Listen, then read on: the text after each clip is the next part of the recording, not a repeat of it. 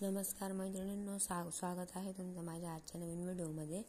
तर मी मागच्या व्हिडिओमध्ये तुम्हाला दाखवलं होतं की पार्थिव शिवलिंग कशी तयार करायची. तर आज मी तुम्हाला आजच्या व्हिडिओमध्ये असं दाखवणार आहे की मी पार्थिव शिवलिंगची पूजा कशी केलेली आहे आणि तिचं विसर्जन पण हे कशा पद्धतीने केलेलं आहे. तर बघा, सगळ्यात आधी आता संध्याकाळी 7 वाजता पूजा होती. मग मी 6 वाजेपर्यंत पूर्ण सगळं रेडी करून ठेवलेलं होतं आणि 7ला 10 मिनटं बाकी असताना पूजेचं वगैरे सगळे इकडे घेऊन आलेली होती, जेणेकरून आपल्याला ऐन वेळेवर पूजा चालू झाल्यानंतर काही वस्तू जर लागली तर मधूनच उठायला चालत नसतं. मग म्हणून मी सगळंच आधी रेडी करून घेतलेलं आहे. तर तुम्ही बघू शकता की सगळ्यात आधी मी दिवा लावलेला आहे आणि मग दिवा लावल्यानंतर मग लगेच आपण पूजा वगैरे स्टार्ट करणार आहे. मग आता जसं जसं प्रदीप मिश्रा महाराजांनी जसं जसं सांगितलं तसं तसं आम्ही पूजा ही व्यवस्थित केलेली आहे.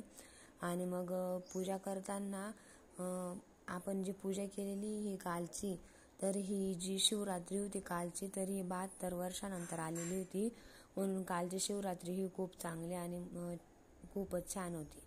म्हणून कालची पूजा ही सगळ्यांनी करायला पाहिजे होती आणि ज्याने नाही केली असेल तर त्याने पुढच्या वर्षी नक्की ही पूजा करा, कारण दरवर्षी श्रावण महिन्यात ही पूजा असते.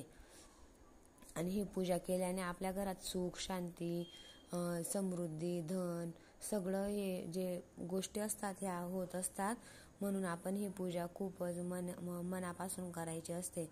मग आता मी अगरबत्ती वगैरे लावून दिलेली आहे आणि आता ही पूजेला आम्ही बसलेलो आहे. मग तब्येत तर थोडी खराबच होती, मग म्हणून जेवढं शूट करणं मला पॉसिबल झालं तेवढं मी केलेलं आहे. तर आता बघा तुम्ही, जसं जसं पूजेमध्ये ऑनलाईन दाखवलं जात होतं तसं तसं तर आम्ही केलेलं आहे. आणि बघा तुम्ही आता पूजा कशी करतोय. तर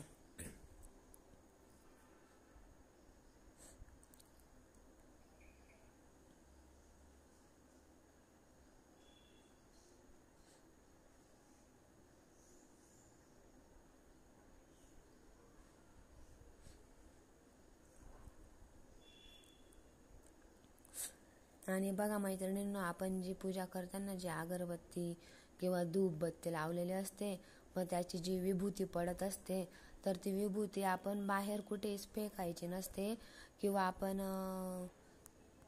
विभूती बाहेर फेकायची पण नसते आणि निर्माल्यामध्ये पण टाकायची नसते.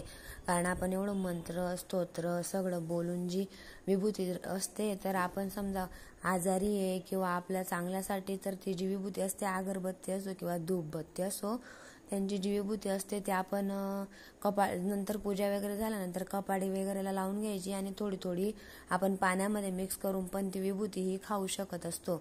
तर जेणेकरून पाण्यामध्ये पिऊ शकतो, जेणेकरून आपण आजारी पडणार नाही किंवा आपल्याला जर काही दुःख असतील ते दुःख मोकळे होतील.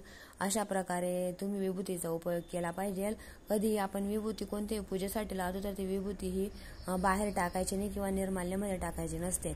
एका डबीमध्ये साचून ठेवायची आणि नंतर जेव्हा आपल्याला वाटलं बरं नसतं तेव्हा आपण ती विभूतीचा वापर करू शकतो.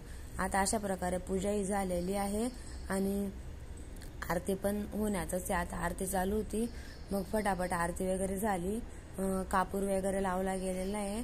आता पूजा ही संपण्यामध्येच होती. मग आता फटाफट आम्ही पूजा वगैरे करून घेतलेली आहे, कारण स्वयंपाक पण बाकी होता.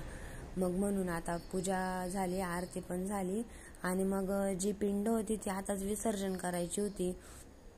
मग जसं सांगितलं तिथं TV मध्ये ऑनलाईन, तसं परातमध्ये आपण पिंड ठेवली ती डोक्यावर उचलायची तिथून आणि दुसऱ्या जागेवरती परत डोक्यावरून खाली टाकायची आणि एखादी तगारी किंवा बादली असं काही असेल त्या बाल्टीमध्ये थोडं पाणी घ्यायचं आणि त्याच्यामध्ये आपण ही जी पूजा असते किंवा ही जी पार्थिव शिवलिंग आहे, बेल फूल वगैरे जे सगळ्या गोष्टी आहेत ना, तर या आपण तिथं त्या तगारीमध्ये विसर्जन करायच्या आणि सकाळी उठून आणि रात्रभर हे असंच राहू द्यायचं तगारीमध्ये पाणी आणि हे विसर्जन केलेलं सगळं.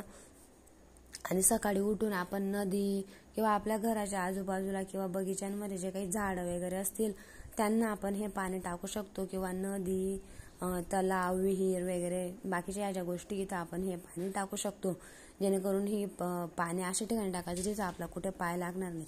तर चला मैत्रिणींनो, कसा वाटला व्हिडिओ